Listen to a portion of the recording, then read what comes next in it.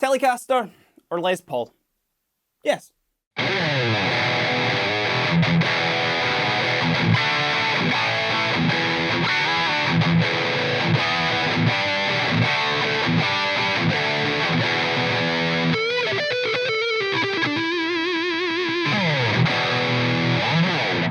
There's quite a few meanings to the word hybrid guitar when you're talking particularly about electric guitars, but I think this one is, in the essence, the kind of purest form of that sort of phrase. Because what the first impression I got when I pulled out these Squier Troublemakers from their boxes, and obviously from seeing them online as well, that it is the perfect hybrid of a Telecaster and a Les Paul. I mean, you just need to look at that thing to see kind of that sort of amalgamation of both of those iconic guitars, and certainly to say that this is the most kind of supercharged Telecaster that you can get. It's maybe in that conversation, maybe the Jim Root one does take that because that's got EMGs loaded into it, but let's take a look at these new Squier Paranormal series Troublemaker Telecasters here. Now, if you do want to see some of the specs of this guitar, the link for it below in the description will take you to the website that has a list of the specs there. I'm just going to kind of focus on the sort of main events with this guitar, particularly when it comes to the actual setup of it here. Because one of the kind of biggest things that you can take away from this guitar is, or certainly one of the biggest things that you'll sort of come into your head when you see it at first, it's not a sort of traditional Telecaster setup here. It's got a double humbuckers, it's got a tune-o-matic bridge, it's got a stop tail here. Now it does say Telecaster Deluxe on the headstock, and that's probably the closest thing that you can sort of connect that to, because that is a double humbucker loaded Telecaster, but those wide range humbuckers have definitely got a different feel to the Fender designed Alnico humbuckers that are actually in this guitar. So let's just double check some tones in it. You heard sort of the full like rock sound right at the start here, but I'll cycle through a couple of different sounds and just show you exactly what this guitar can do.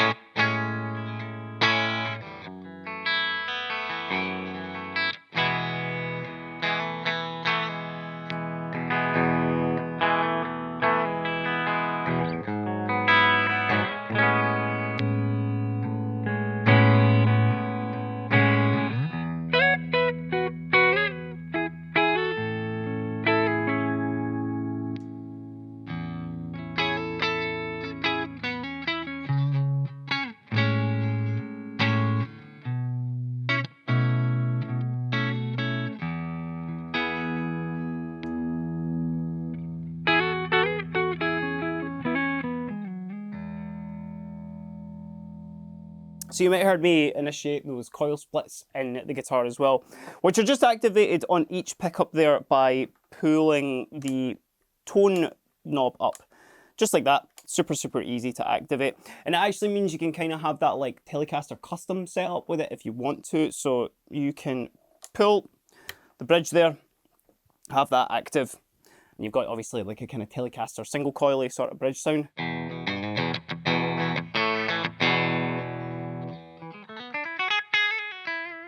And then kick it up to the neck if you do want something that little bit warmer.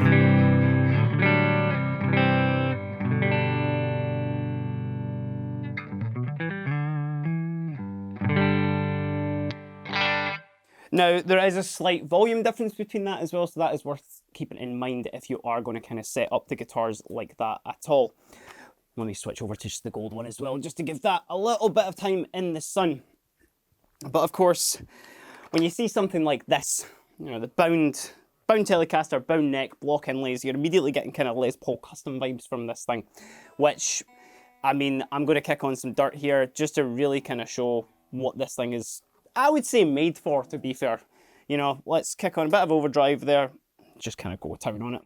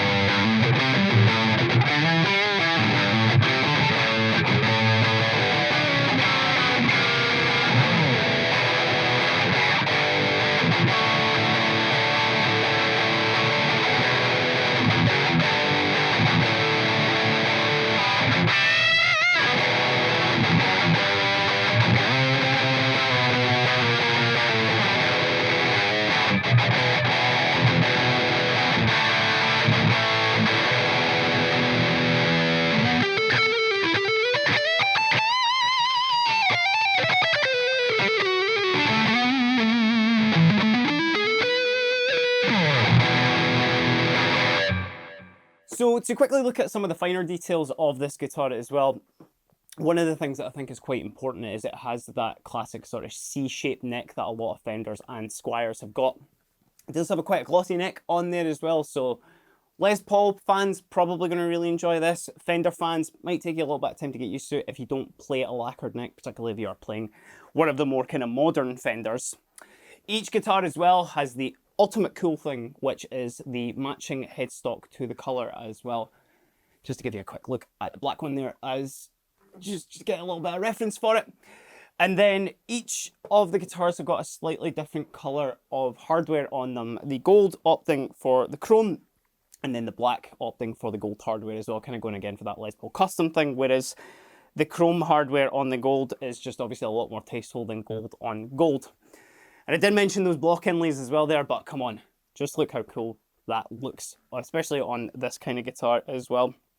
Now, playability wise, you know, you've got nice sort of not too fat frets on here as well. It's going for that kind of narrow tall thing, which is, you know, super easy to play and really quite easy to get all those kind of bends and all that sort of stuff as well.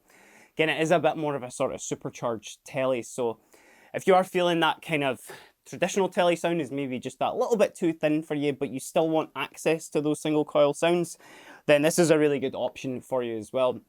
Now, Fender have released this guitar. It was a good few years ago now. They had an actual Fender version of it, and I'm actually really happy to see it in the Squier line now, because it just makes it that little bit more obtainable for folk. And yeah, that about covers it outside of the specs of this guitar. Like I said, if you do want to do a little bit more in-depth reading about the actual specs of this guitar, the link is in the description, which will take you to our website, and you can have a little read there as well. But hopefully the tones I was getting from this guitar here will give you just an idea of exactly what you can do with this. And let me know down in the comments below what hybrids you would like to see from two guitars that maybe we haven't seen before. And hey, while you're down there, give us a like and give us a subscribe, because it really does help the channel and actually might help me say it next time just a little bit better. But until next time, I've been Kieran, and this has been a quick look at the Squier Troublemaker Telecasters. Have a great day.